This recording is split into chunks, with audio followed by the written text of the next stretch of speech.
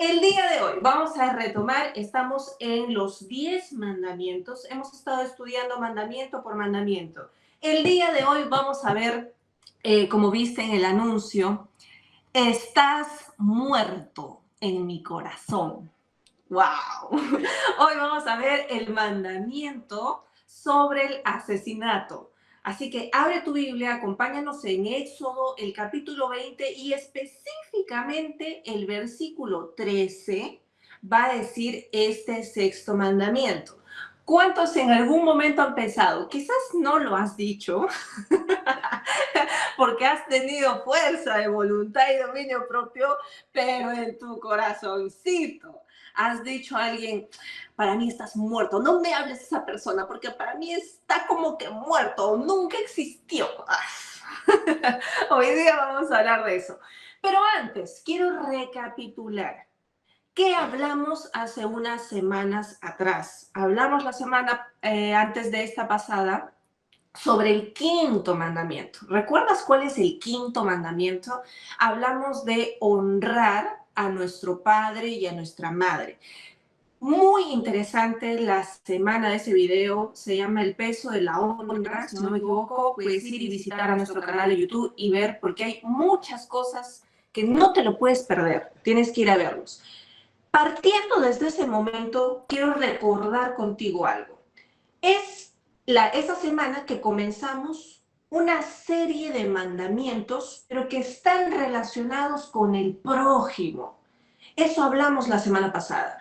Empieza, luego de los primeros 4 mandamientos, empieza con el quinto mandamiento, que es honrar a tu padre y a tu madre, y a partir de este quinto mandamiento, en adelante, se va a tratar de mandamientos, de leyes que van a tener que ver con el prójimo, ya no con Dios, que son los 4 primeros, sino ahora con el prójimo. ¿Y cómo empieza esta serie de relacionarte con el prójimo, con tu vecino, con alguien que está a tu lado? ¿Cómo empieza esta relación con el prójimo? Empieza con un mandamiento que tiene que ver con nuestra relación con alguien que está encima de nosotros en autoridad. Es decir, estamos empezando por aquellos de los que dependemos, de personas que en algún momento hemos iniciado nuestra vida dependiendo de ellos.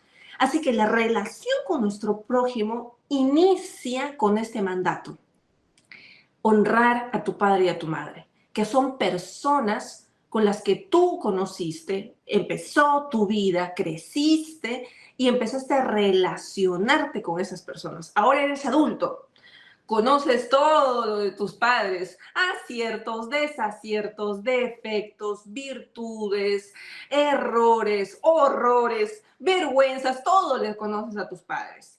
Y llega el punto en tu corazón que Dios dice, hónralos.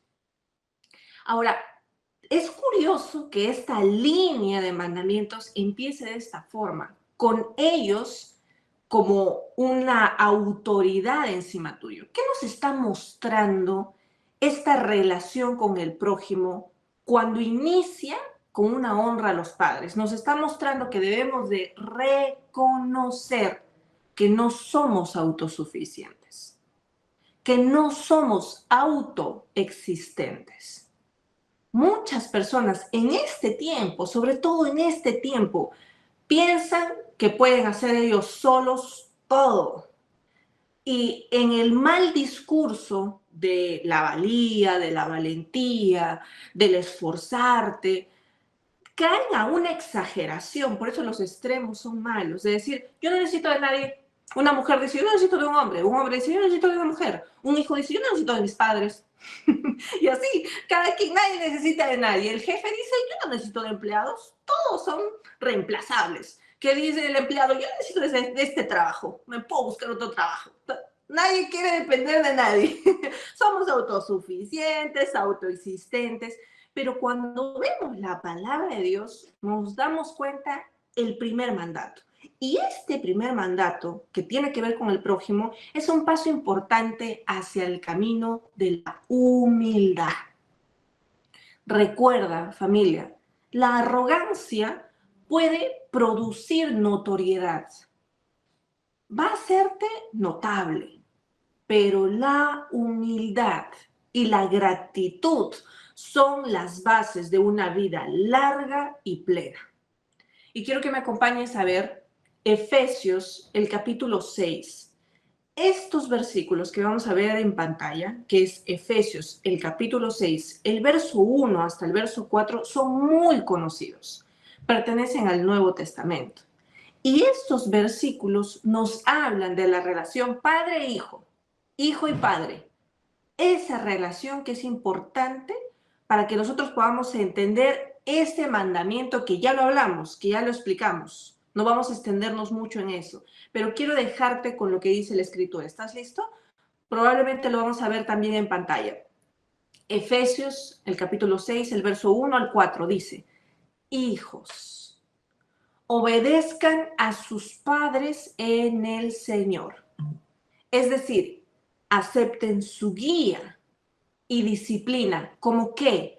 Como sus representantes. Esta es la versión amplificada, esta versión está en inglés, y se refiere a que los padres han sido puestos como guías y como representantes de la autoridad de Dios. Dice, sus representantes de Dios.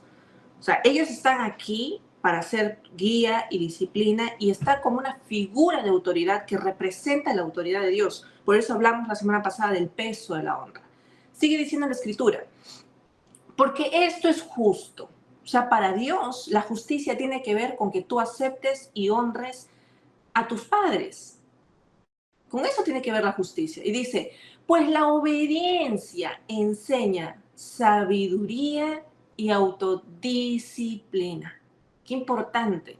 Sigue diciendo la Escritura, honren, es decir, estimen, valoren como algo precioso a su padre y a su madre. Qué buena que la Escritura, llena de la inspiración de Dios, es palabra de Dios, no se quede corto en decir solo padre o solo madre, porque sé que en este mundo puede que sea difícil amar a los dos por diferentes realidades que tú tengas, pero la Escritura dice padre y madre, no dice solo madre, no dice solo padre, dice padre y madre. ¿Y cómo los valoramos? ¿Cómo hacemos que ellos sean algo precioso para nosotros? Sigue diciendo la Escritura, sigamos leyendo. Y sean respetuosos con ellos. Este es el primer mandamiento con promesa, para que les vaya bien y tengan una ¿qué? Una larga vida sobre la tierra. Padres, no provoquen, esto ya es una dirección a los padres. Padre, madre, no provoquen a sus hijos a ira. ¿Qué quiere decir esto?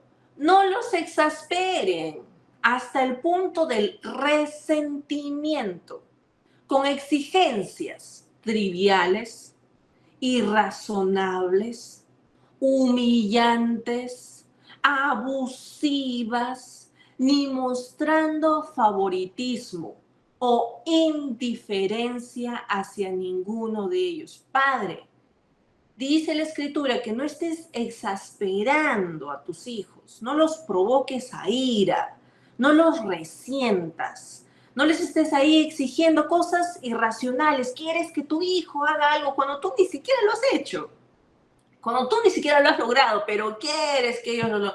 No hagas cosas abusivas. Tú tienes la autoridad de Dios delegada en tu vida como padre y como madre, pero con la autoridad que se te ha sido dada también se te va a pedir cuentas. Si eres padre o madre, no seas abusivo con tu autoridad, en el sentido de no hacer cosas que los humillen, de pedirles cosas irrazonables.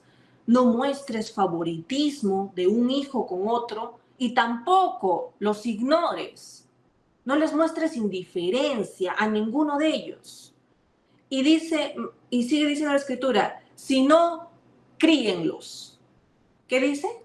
Críenlos. ¿Quiénes los van a criar? Ustedes, papá, mamá, cría a tus hijos. Tus hijos no van a ser criados por la universidad. Tus hijos no tienen que ser criados por el colegio. Tus hijos no tienen que ser criados por otras personas.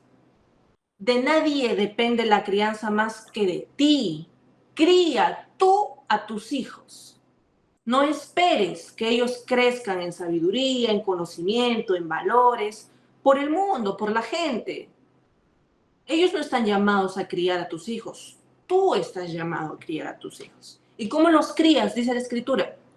Con ternura, con amorosa bondad, en la disciplina y la instrucción del Señor. Increíble esta cita, ¿verdad? Es importante. Pégalo en tu refrigeradora. La parte que te toca a ti, pégalo encima de tu cama. La parte que le toca a tus hijos, pégalo encima de su cama. Cada quien debe de cumplir las cosas que tiene que hacer por mandato del Señor. Los hijos honrar, valorar, respetar a los padres, y los padres no tener ese tipo de favoritismos, no incentivarlos a la ira, no estar provocándolos en resentimiento. ¿Ok? Cada uno de nosotros tenemos nuestro rol, tanto como hijos, tanto como padres. Ahora, como hablábamos hace un momento, ¿qué aprendemos de este mandamiento? Lo vimos la semana pasada. Aprendemos la humildad. Con nuestros padres aprendemos la humildad. ¿Por qué? Porque reconocemos que no somos autosuficientes, no somos autoexistentes. Hemos dependido en algún momento de ellos. Quizás algunos siguen dependiendo de sus padres en alguna medida. Claro que sí. Pero llega ahora otro mandamiento. Y ahora vamos a hablar del sexto mandamiento, pero que sería el segundo mandamiento que tiene que ver con el prójimo. El primero era los padres, honrar a los padres. Ahora nos hablan de otro mandamiento que tiene que ver con el prójimo. ¿Cuál es? Este otro mandamiento está en el versículo 13. Y este otro mandamiento, luego de haber aprendido humildad con nuestros padres, ahora vamos a pasar a una esfera de examinar el corazón. Porque este mandamiento te va a poner a prueba, nuestros más íntimos pensamientos respecto a la justicia. ¿Quieres conocerte? ¿Quieres saber qué piensa en lo más profundo de tu corazón respecto a lo que es justo y a lo que no es justo? Este mandamiento va a evidenciar si existe rencor profundo y silencioso dentro tuyo. ¿Cuántos están preparados para hacerse el examen? El test, la prueba, ¿paso o no paso a la prueba? Ok, vamos a aprender entonces. Dice Éxodo 20:13, tan conciso como esto. Si lo tienes en la Reina Valera, que es una de las Biblias más clásicas que todos tenemos, dice, no matarás, punto. That's it, como dirían en inglés. That's all, eso es todo. No matarás, ya está, listo. Podemos cerrar aquí y nos vamos. Pero justamente como este mandato es tan breve, tan conciso, empieza a haber algunas malas interpretaciones. De hecho, te cuento, cuando yo estaba pidiendo al Señor, le decía, Señor, ayúdame a todo lo que tienes de revelación y traer de la verdad, ayúdame a exponerlo. Porque yo soy consciente de que este es uno de los mandamientos que inicia ciertas controversias en el sentido de que cuando las personas no han leído toda la Biblia o no han conocido las bases de la Biblia, empieza a surgir en su mente, en el razonamiento de nosotros como seres humanos, que es normal, pareciera que habría ciertas contradicciones. Y es uno, en efecto, de los mandamientos que trae a ciertas curiosidades y contradicciones y dices, bueno, total, Dios está diciendo en sus mandamientos y de la boca de Dios sale esto y dice no matarás, pero Mary, yo veo algunas cositas que pasan en la Biblia, déjame decirte que así muy que estamos de acuerdo con la ley no sucede. Y efectivamente, tenemos que desmenuzar algunas cosas. Así que, ¿estás preparado para tomar nota? Bien. Una de las cosas que primero debemos entender de este mandamiento es el original que fue escrito este mandamiento. ¿Cuál fue la lengua original con la que fue escrito nuestro mandamiento? Porque recordemos, la Biblia, al tener un lenguaje original, para que haya llegado a nuestro lenguaje ha tenido que pasar por otras traducciones. Efectivamente, lo mismo sucede con algunas películas o series que son grabadas en chino, japonés, mandarín, inglés, alemán, ruso, etcétera, ¿verdad? Que tiene que pasar a otras traducciones para que lleguen finalmente al español. Entonces, nuestra primera pregunta es, ¿cuál fue la lengua original con la que está escrito este mandamiento? Lo sabemos, muchos de ustedes seguramente que ya acertaron, y es el hebreo. Entonces, siguiendo lo propio es preguntarnos, en el hebreo, esta palabra, ¿qué significa? Eso es lo que necesitamos entender. Lo primero que quiero contarte, familia, es de que matar y asesinar, tanto en el español como en el hebreo, que es la lengua original de este escrito, no significan lo mismo. Es decir, hay una sustancial diferencia entre lo que es matar y lo que es asesinar. ¿Quieres conocer la diferencia? Vamos a verlo en pantalla. Primera diferencia, ¿qué es matar? ¿Qué significa matar? Lo vas a poder ver en pantalla. Matar es un verbo genérico, es un verbo amplio. Este verbo va a significar quitar la vida de alguien o de algo. Es decir, matar puede ser intencionado o no intencionado. Puede tener una intención o no tener una intención, porque es un verbo genérico. Es amplio. Ahora, matar implica tanto que puede ser a un humano como a un animal. Por ejemplo, algunas aseveraciones: matar una vaca y te haces un rico bistec, o matar una mosca, está pasando una mosquita por ahí, tal, la mato, eso es matar. O matar también puede ser a un humano, matar a alguien como consecuencia, por ejemplo, de un accidente. Todo eso es matar. Es matar en un verbo o sentido amplio y genérico. Matar. Ahora, esta es la palabra que está escrita en el original, porque vemos en nuestro español traducido, dice no matarás. ¿A esto se refiere el mandamiento? La respuesta es no. Esta no es la palabra original para este mandamiento. Entonces aquí vemos una diferencia. Si no es matar lo que dice el original, entonces ¿qué es? ¿Recuerdan la otra palabrita? Asesinar. Entonces vamos a ver qué es asesinar. Podemos verlo en pantalla también. ¿Qué es asesinar? Asesinar, a diferencia de nuestra anterior palabra, que es matar, va a ser un verbo específico. Asesinar tiene que ver con algo específico. ¿Y qué significa? Matar a una persona injustamente, con intención, con malicia, generalmente de forma ilícita, implica un crimen y de ninguna manera se aplica a los animales. Claro, tú no asesinas una vaca, tú no asesinas a una mosca.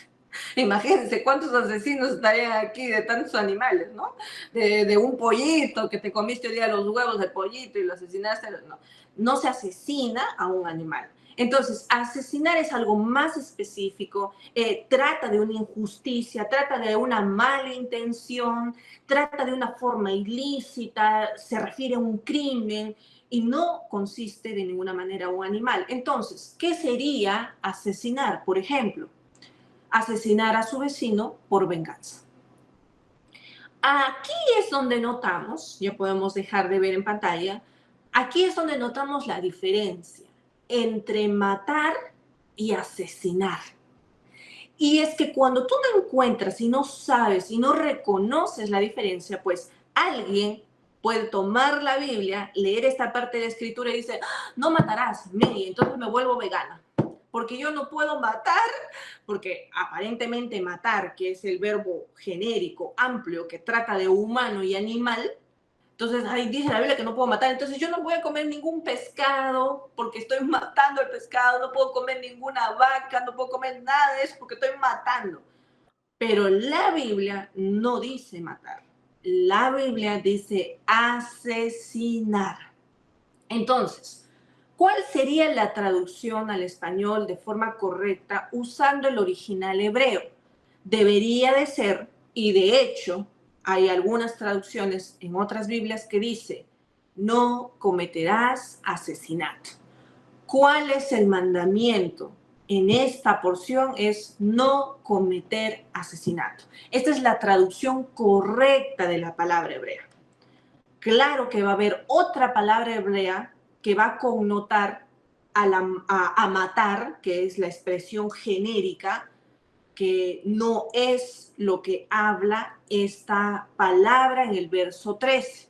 La Biblia describe, familia, muchos escenarios, muchos, y lo vamos a ver en un momento, donde se quita la vida humana, ya sea por juicio divino, ya sea por un enfrentamiento en batalla, ya sea por la guerra, ya sea incluso por intervención de Dios. Esto es así, es wow, dices, ¿qué? Pero que no tiene nada que ver de uno con el otro. Matar y asesinar no es lo mismo. Asesinar es hacerlo de forma categórica, intencionalmente a otra persona por motivos viles que están prohibidos con una intención criminal, motivos personales. ¿Ok? Entonces, ¿cómo vamos a reconocer cuando la Biblia habla de matar o de asesinar? ¿Cómo lo reconocemos? Ya hemos hablado que asesinar es el mandamiento. Asesinar es el mandamiento. No simplemente matar, sino asesinar.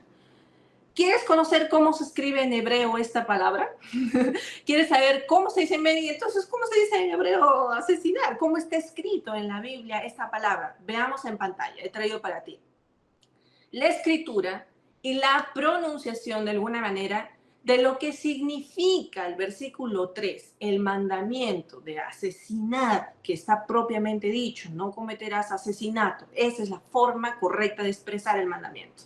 Veamos su escritura. En pantalla vas a ver cómo se escribe. El hebreo se lee desde la derecha hacia la izquierda, así se lee. Entonces vamos a ver esta palabra, lo estás viendo en pantalla, que se pronuncia de esta forma, ratzah. Ratzah. Repite conmigo, a ver, es como un jalón acá, es como si quisieras botar una flema. Es ratzah, ratzah. Esa es la palabra que nos muestra aquí en la escritura. ¿Cuál es la transliteración? Algunos lo colocan como ratzah sin la K, así se escribe en algunos escritos, o hasta incluso en unos pocos más modernos como ratzah, con la Che y no la J. Fonéticamente va a sonar de esta forma, ratzah, así suena. Ahora, ¿cuál es su significado principal? Este verbo, el ratzah, el asesinar, tiene que ver principalmente y aparece en la Biblia como un principio de la ley en un sentido básico. Y la característica es asesinar, matar con violencia intencional, cometer homicidio. Esa es la sustancia de esta palabra hebrea. Entonces, no solo es matar, no es un verbo general de matar, que para matar como de forma general, que incluye incluso animales, se usa otra palabra, que seguramente también lo van a ver ahí. La palabra es jaraj. Esa es la palabra general de matar, que incluye animales, ¿no? Jaraj. Es matar en general. Incluye en ciertas guerras. Jaraj. Esa es la palabra general para matar. Pero esa palabra jaraj no es la palabra que dice este mandato, sino es el ratzah, que es el asesinar. Y se usa generalmente, como ya dijimos, para matar injustamente, para asesinar, y es una connotación inmoral e ilegal. Esa es la forma de ver. Ahora, si tú te das cuenta, en las escrituras hay muchos episodios donde se da o se evidencia la muerte de alguien o de un grupo de personas. Y es ahí donde nosotros tenemos que ver cuándo es que Dios condena esa muerte y cuándo se da como sin condena. O sea, cuándo se da el rasaje, el asesino, y cuándo se da la muerte de esa vida, ya sea por juicio divino, por batallas, etcétera, etcétera, etcétera, como dice la Escritura. Una de las cosas que tenemos que diferenciar es el escenario del asesinato y el escenario de la muerte o la pérdida de esa vida. Son dos escenarios diferentes, familia, son dos escenarios que nosotros tenemos que verificar bien cuál es la diferencia, ¿ok? Una de las más notables historias del Ratzaj o del asesinato del que Dios está prohibiendo en su mandato es Segunda de Samuel, el capítulo 4. ¿Cuántos han leído esa historia? Es la historia del asesinato de Isboset. Antes de leer la escritura, te voy a contar un poquito el contexto como para que sepas de qué se trata. Rapidito, por si no lo has leído. Seguramente si lo lees, te vas a recordar rápido. ¿Cuál es el contexto? Saúl, a estas alturas de Segunda de Samuel, el capítulo 4, ya había muerto. Recuerda que Saúl fue el primer rey de Israel y él ya había muerto. Pero su hijo, de entre los otros hijos que tuvo, había uno que se llamaba Isboset. Y este se había puesto, autodenominado, rey sobre la parte de Israel. Hasta este punto, David ya había sido proclamado rey, pero era rey solamente de Judá. Todavía no era de Israel. Es decir, el reinado estaba todavía lidiándose. David recién estaba subiendo al trono para después ser rey en todo Israel. Ya había sido proclamado como rey de Judá, pero el hijo de Saúl estaba firmándose en el reinado y él estaba en ese momento reinando como rey de Israel. Y en ese sentido, habían dos capitanes que servían a este hijo de Saúl, a Isboset. Estos dos capitanes de su guardia eran siervos que estaban a su servicio, se llamaba uno Baana y Recab. Y estos dos lo traicionan a este hijo de Saúl y lo matan, pero lo matan terriblemente. Vamos a leer la escritura, cómo sucedió este hecho. Lo vamos a encontrar en Segunda de Samuel, el capítulo 4, el verso 7, y también lo vas a poder ver en pantalla en este momento. Y es este el acontecimiento. Dice, y entraron en la casa, mientras dormía en su cama, en su alcoba. O sea, el hijo de Saúl, Isboset, estaba durmiendo. Y dice la escritura, y lo hirieron, estos dos capitanes suyos de la guardia, estos dos siervos, lo hirieron. Y ahí es donde aparece la famosa palabra que acabamos de hablar. ¿Y qué? Y lo mataron, ratzaj, y le cortaron la cabeza. O sea, fue terrible. Y después de cortarle la cabeza, si tú has leído la historia, lo sabes, estos siervos le arrancan la cabeza a Isboset y se le pasean por la ciudad con su cabeza. Pero vemos cuál es la raíz del lenguaje original de esa palabra. ¿Cuál es? El hebreo ratzaj. Esto significa que la escritura nos está mostrando la actitud de estos dos siervos, de estos capitanes de su guardia, que era una muerte como asesinato, era traicionero, era vil, era un crimen. No fue una muerte en batalla, no fue una muerte en enfrentamiento. Este rey estaba durmiendo, estaba en su alcoba, en su cama, descansando, y ahí es donde van, lo hieren, lo matan y le cortan la cabeza. O sea, terrible, es un crimen terrible. ¿Qué sucede? ¿Cuál es el resultado?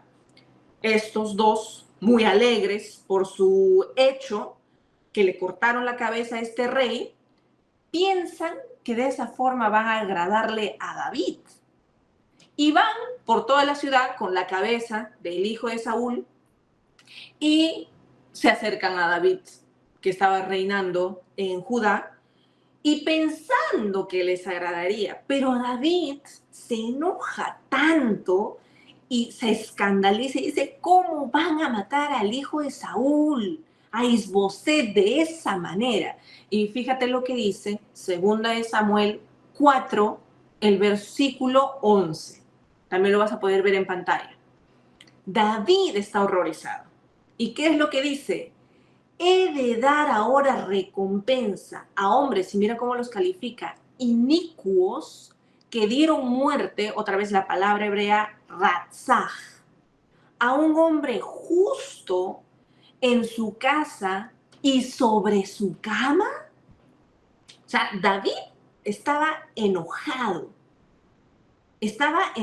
dijo, ¿cómo es posible que yo me voy a alegrar cuando me traen la cabeza de un hombre que lo mataron, lo asesinaron cuando dormía en su cama? Si de hecho el que vino a traerle la noticia de que el rey Saúl había muerto y lo trajo como con una algarabía, una alegría, David lo mandó a matar y dijo, ¿cómo es posible que se alegren tanto? Hay mucha gente en este medio que por la muerte de alguien se alegra y se regocija. ¿Eso viene del diablo? Esas cosas son demoníacas. Tú no puedes alegrarte de esa forma. Así que estos dos estaban muy alegres y le dijeron a David, mira, hemos matado. Y claro, para ellos, para su razonamiento era, ya no va a haber estorbo, ya nadie va a poder reinar en Israel, así que David va a ser el rey de todo Israel. Pero David, lejos de alegrarse, él se enoja con estos siervos y los manda a ejecutar por su crimen. Familia, la Biblia distingue entre lo que es matar en guerra, que se usa la palabra araj en el hebreo, pero hace distinción con el asesinato injusto, que es el ratzaj. Hace una diferencia. La Biblia nos muestra la diferencia de una muerte con el asesinato. Y en este momento de esta redacción, de esta historia, estamos claramente viendo que es un asesinato a sangre fría, porque está implicando traición, violencia cobarde, es igual que los amalecitas. ¿Se recuerdan cuando vimos en Éxodo los amalecitas? Cuando estaban yendo el pueblo de Israel libres después de haber sido cautivos en Egipto, los amalecitas vienen y los atacan, pero por la retaguardia. O sea, donde está gente más débil, más susceptibles, niños, ancianos, donde está el botín, la comida. Eso es algo vil, eso es algo cobarde, es una malicia. Ese es el asesinato que estaba sucediendo en este momento. Por eso David los condena y los llama hombres inicuos. Eso es un ejemplo. Ahora, hay otro ejemplo que también habla de un asesinato, pero en un contexto diferente. Por ejemplo, el asesinato de Abel. Ese asesinato que lo consuma su hermano Caín. ¿Cuántos conocen de ese asesinato? Es el más clásico, es el primer asesinato en la historia. Y este asesino, Caín, como la figura de la escritura se da antes de la ley, porque eso se cuenta en Génesis, el capítulo 4, el verso 8. Y este escenario donde Caín mata a su hermano Abel es antes de la ley. Recuerda que nosotros estamos hablando ahora ya en Éxodo, hemos pasado muchísimo más, hemos pasado ya mucho el periodo de Génesis al Éxodo. Estamos hablando ahora de Moisés, ya pasaron todos los demás patriarcas. Así que cuando la palabra que usa en Génesis 4:8 no existía la ley, así que no podía haber este ratzaj, que es el asesinato, se emplea una palabra para esta violencia en matar, que se escribe como jaraj, así se escribe, que es la otra palabra, que es la muerte en guerras, en otras cosas que también se emplean. Esta palabra se emplea en el asesinato de Abel, porque no existía la ley, así que va a emplearse esta otra palabra. Pero después ya se va a especificar este tipo de comportamientos que Caín tuvo contra su hermano Abel y los llama rotundamente ratzaj, los llama a ese asesinato. Ya no es una muerte simple, sino es un asesinato. Y lo vemos en Números 35:17. Dice la escritura, Números 35, el verso 17, vamos a volver a encontrar la palabra del asesinato, ratzaj. Dice, si lo hiere con una piedra con la cual pueda causarle la muerte y él muere, es un asesino. Aquí está la palabra ratzaj. Y el asesino morirá irremisiblemente. Ahora, esta porción de la escritura en Éxodo 35 se está tomando las reglas de qué hacer frente al homicidio. Y tanto aquella persona que muere porque otra le da con una piedra, más abajo dice otro que le da con un palo. O sea, todo eso estaba formando parte del asesinato, es el raxaj. Pero recuerden, este asesinato tiene que ver con ese dolo, con esa intención de matar, con esa intención ilegal, injusta de matar.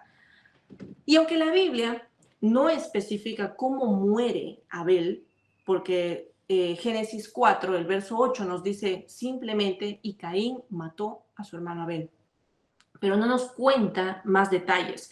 Hay algunos estudiosos que han tratado de ver las escrituras y han visto que es probable que haya sido o con una piedra o con un palo, por las características a dónde lo lleva Caín, que era el campo, para que su hermano Abel sea asesinado por sus manos.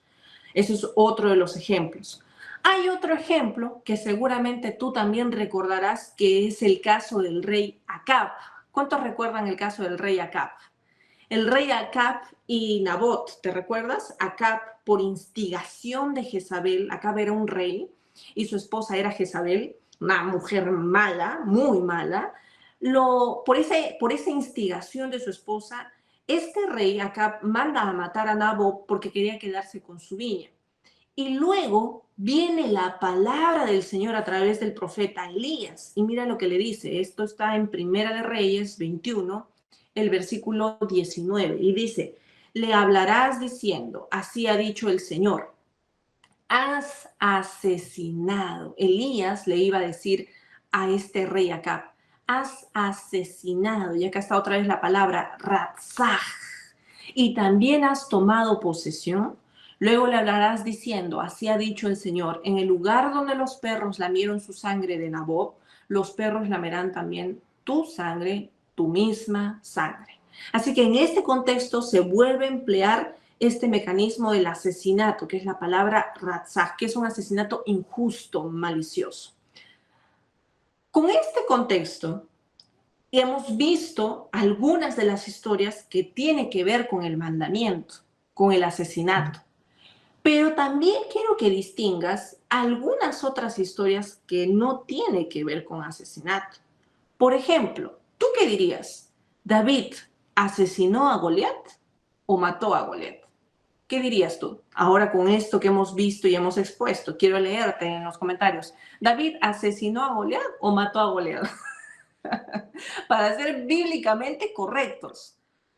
Porque recuerda, aquí la ley dice que no asesines. Pero uno cuando lee y dice no matarás y después ve y David mató a Goliat, ¡ah! Entonces David está incumpliendo la ley de Dios. ¿Cómo es posible? Y pareciera que entramos en conflicto o en contradicción de la palabra de Dios, ¿verdad? Pero no es así.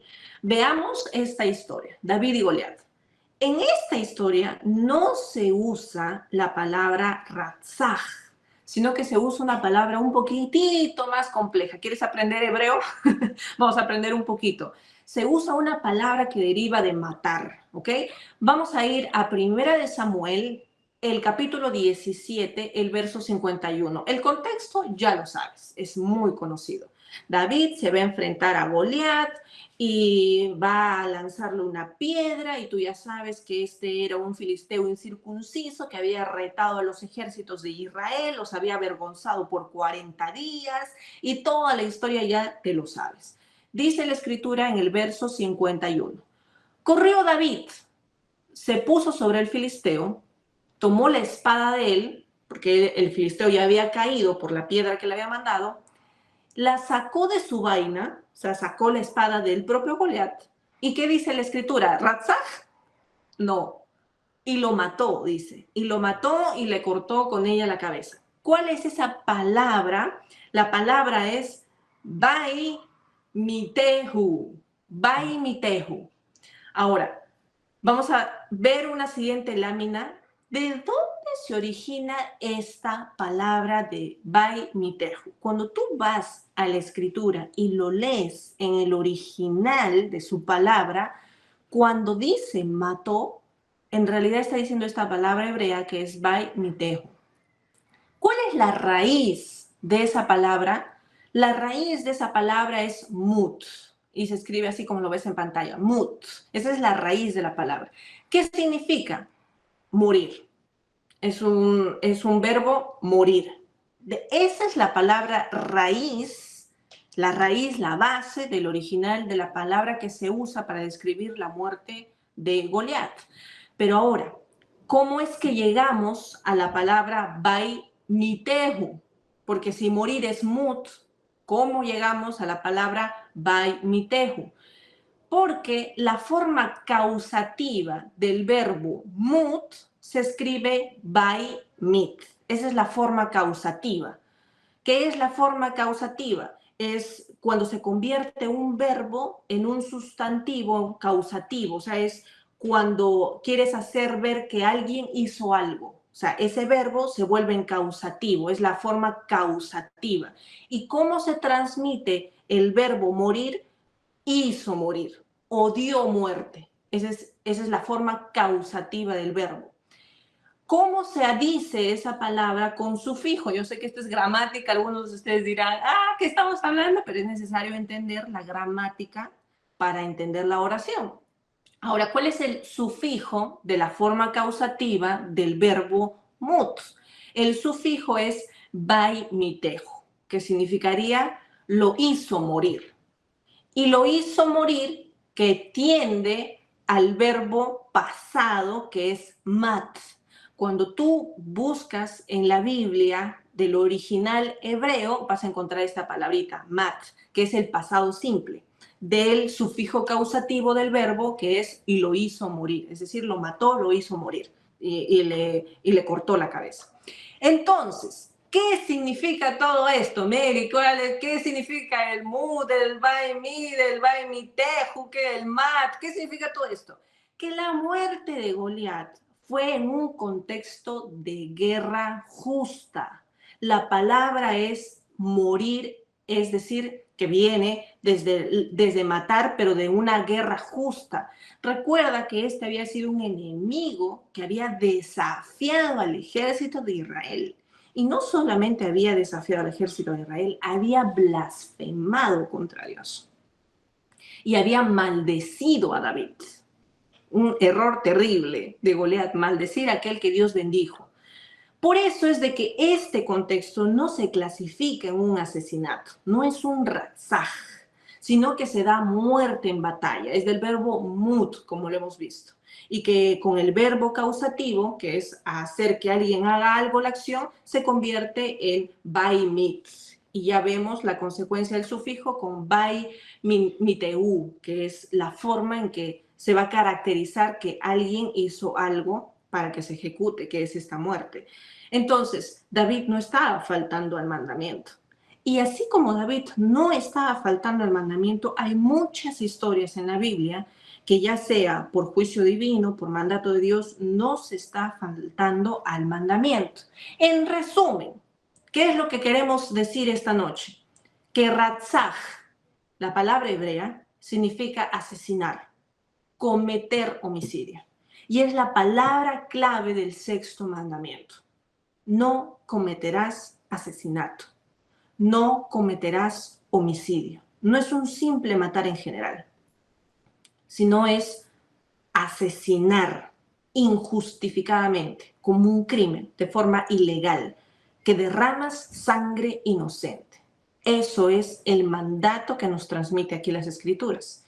Y para finalizar esta noche, porque ya hemos visto todo este escenario y ahora entendemos mejor el mandamiento, tenemos que aterrizar al Nuevo Testamento, porque es una de las cosas que nos gusta hacer. Vayamos al Nuevo Testamento. Jesús cuidadosamente explicó el corazón de este mandamiento. Él mostró que prohíbe tanto que se cometa asesinato, pero él va aún más profundo. Él prohíbe que odiemos a alguien más, que el corazón se llene de venganza, de ese resentimiento que lo equivale y dice, está muy mal asesinar, pero también está muy mal que guardes rencor en el corazón. Porque ese rencor podría provocar incluso deseos escondidos de la muerte de alguien. Y esto es muy cierto. Yo sé que probablemente en el corazón de algunos de nosotros, en alguna circunstancia de tanto enojo, de tanto dolor, de tanta injusticia, puede haberse cruzado por tu mente de que sería mejor que esa persona se muera. Pero lo grave es de que de ese pensamiento baje por el pasillo de la meditación, de estar ahí rumiándolo constantemente y baje a tu corazón. Y que realmente lo odies con ese odio de que quisieras que esa persona se muera. Y esa es la semejanza que Jesús hace. Es posible que tú no mates a esa persona, que no cometas el asesinato. Es muy probable que no lo hagas, que no tengas esa iniciativa. Hay gente que sí llega a concretar el crimen, pero tan solo un corazón lleno de odio, de enojo y de venganza es muy peligroso. Así que vamos a ver nuestra última cita, Mateo 5, el versículo 21 hasta el 22. Y te voy a leer en la Biblia amplificada, que es la Biblia en inglés, pero la vamos a leer en español para entender un poco el contexto de lo que Jesús se pronuncia sobre este mandato. Dice, han oído que fue dicho a los hombres de la antigüedad, no asesinarás. Y cualquiera que asesine será culpable ante el tribunal. Pero yo les digo, que aquí viene Jesús corrigiendo y trayendo revelación. Pero yo les digo que todo el que continúe enojado con su hermano o albergue malicia contra él, le guarde rencor en su corazón, será culpable ante el tribunal. ¡Qué contundente!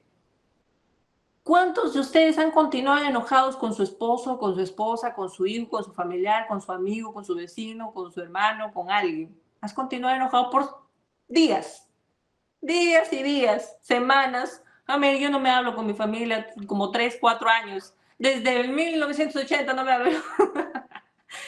Todo aquel que continúe enojado con su hermano y albergue malicia contra él y le guarde rencor en su corazón, será culpable ante el tribunal. Y sigue diciendo Jesús, y cualquiera que hable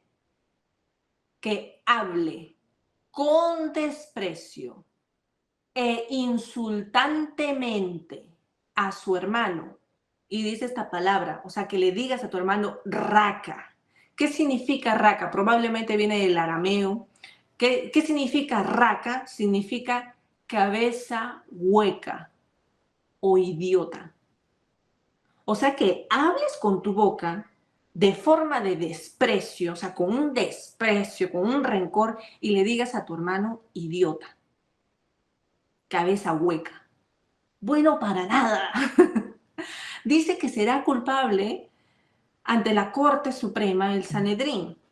Y dice, y cualquiera que diga, y le añade otro, fauto, dice en otra versión, necio, estará en peligro del infierno de fuego. Cualquiera que le llame idiota, bueno para nada, necio, cabeza hueca, con desprecio. ¿Cuántos hasta este momento dicen, no, pues si así es, no, ya, Ya merezco, ya he faltado, pero este mandamiento es increíble. Dice que cualquiera que se enoje con su hermano va a ser culpable de juicio. ¿Sabes cuál es el problema? Que las enseñanzas, y esto ya lo hemos visto durante todos los mandamientos, que las enseñanzas de los escribas y de los fariseos eran simplemente no asesines, no asesines. Y ahora, en sí mismo, eso estaba correcto, porque la ley lo dice así, la ley mosaica, los mandamientos, estamos leyendo que lo dice así, ok, no asesines. Sin embargo, los fariseos y los escribas daban a entender que cualquier acción que no los lleve, que no llegara hasta el asesinato, podría considerarse aceptable. Y ese era el problema que Jesús quería corregir. Jesús corrigió esto y dejó muy en claro que no solo aquellos que cometen este acto de asesinar están en peligro de juicio, sino también aquellos que albergan en su corazón la intención asesina con rencor. Qué increíble que el rencor te traiga la intención asesina. Jesús no va a esperar que tú materialices el hecho criminal de asesinar a alguien. Jesús está yendo a lo profundo del corazón. Y aunque muchos no terminarían en asesinar a alguien, pero sí que en su corazón lo terminan de matar. Muchas veces lo terminan de matar con su corazón. Muchas veces, con sus palabras, con su desprecio, los matan. Y Jesús está diciendo, tú no puedes comportarte de esa forma. Jesús está exponiendo la esencia de la herejía de estos escribas y de estos fariseos que están diciendo, con tal que no lo asesines, todo está bien. Para ellos la ley realmente era solo un asunto de presentación externa, nunca del corazón. Pero Jesús trae la ley de regreso al asunto del corazón. Y les está diciendo, ¡ey, ey, ey! El corazón. Veamos el corazón.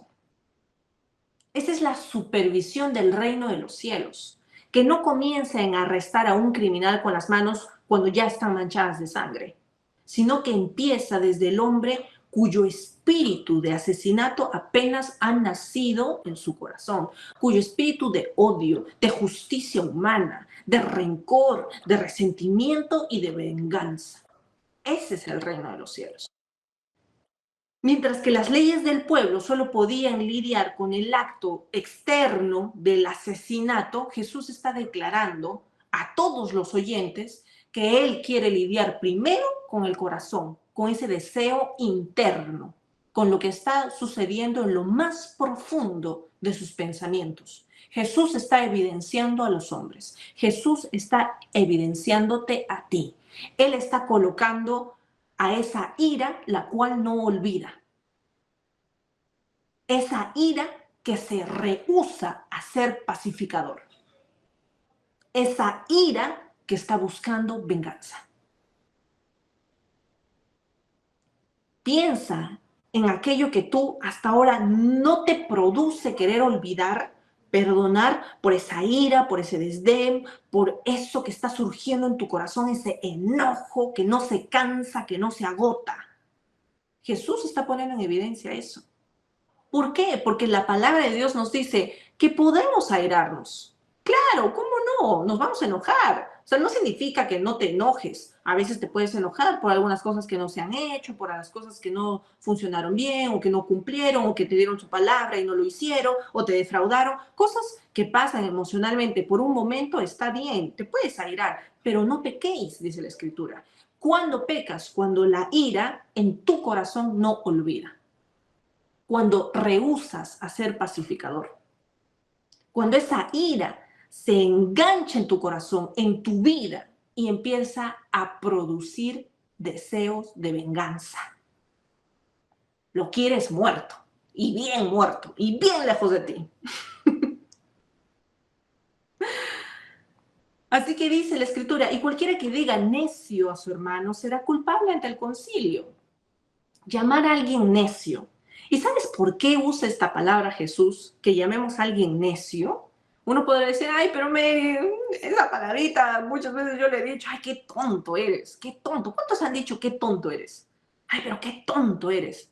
Ah, te haces al tonto. No me quieres hacer caso, te haces al tonto. ¿Cuántos? A ver, confiésense. Esta palabra de necio, decirle tonto, tiene que ver con un desprecio a su inteligencia.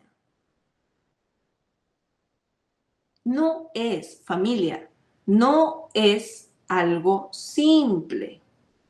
Tus palabras no son neutras.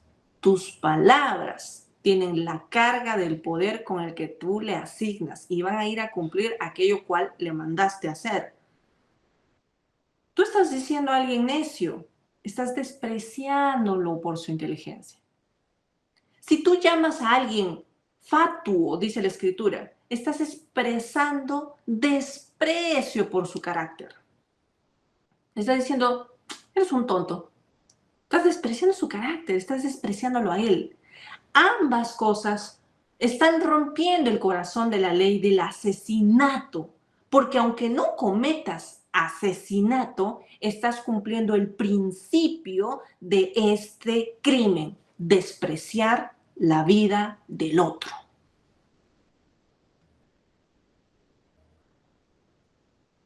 Es un desprecio.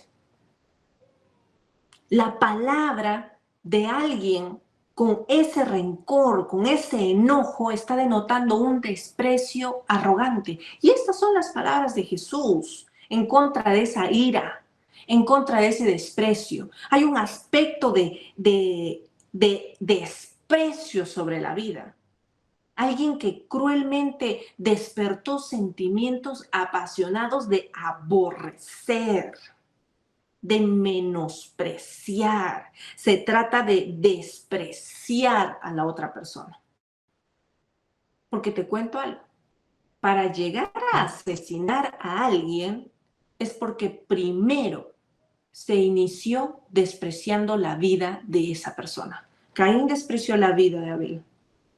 Estos soldados del rey, hijo de Saúl, despreciaron la vida. Dijeron, no, queremos a David. Y despreciaron la vida del hijo de Saúl, que lo tuvieron que matar. O sea, muy bien, no era necesario matar. Ellos muy bien pudieron arrestarlo, confinarlo, llevarlo como rehén si querían hacer algo, ¿no? Pero matarlo y decapitarlo, o sea, no solamente ahogarlo con la almohada, sino, o sea, todo eso es el desprecio por su vida. Y eso es peligroso. Familia, esta noche vamos a hacer introspección, ¿ok? ¿Estás despreciando a alguien por su color,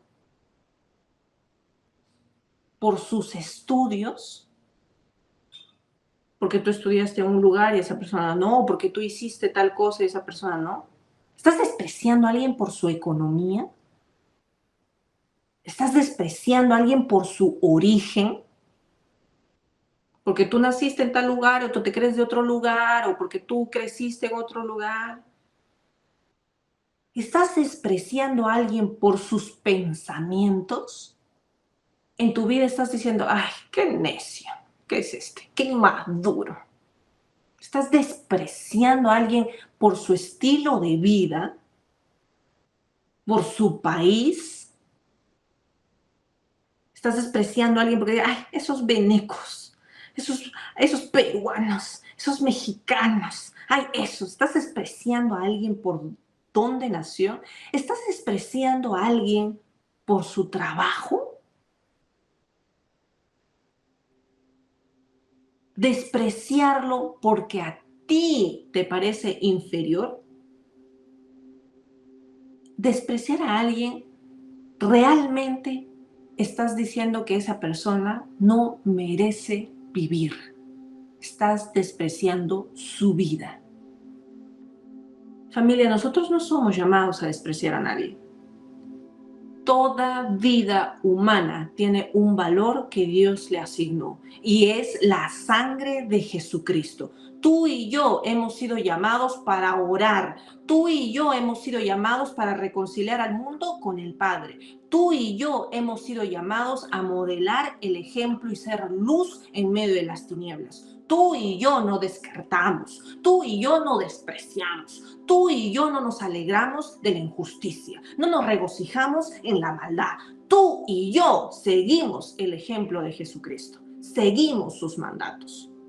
Porque mientras el mundo está siguiendo enseñanzas como la de los fariseos y de los escribas, que matar recién es cuando quitas la vida de alguien, eso es asesinato, recién ahí cuando se consuma, el Señor está diciéndonos por medio de este mandato que no solo es la acción en sí, que sí es repudiable esa acción, sino que también es la actitud interna de tu corazón con el prójimo. ¿Cómo estás viendo a tu esposo, a tu esposa? ¿Cómo los estás viendo a tus hijos? ¿Cómo estás viendo a tu jefe? ¿Cómo estás viendo a tus empleados? ¿A tu vecino? ¿Cómo estás viendo a tu familia? ¿Cómo estás viendo? Claro que el asesinato es malo, pero la ira, esa venganza escondida, ese enojo, provoca un acto tan igual de malo, que es como clavarle un cuchillo a alguien y asesinarlo.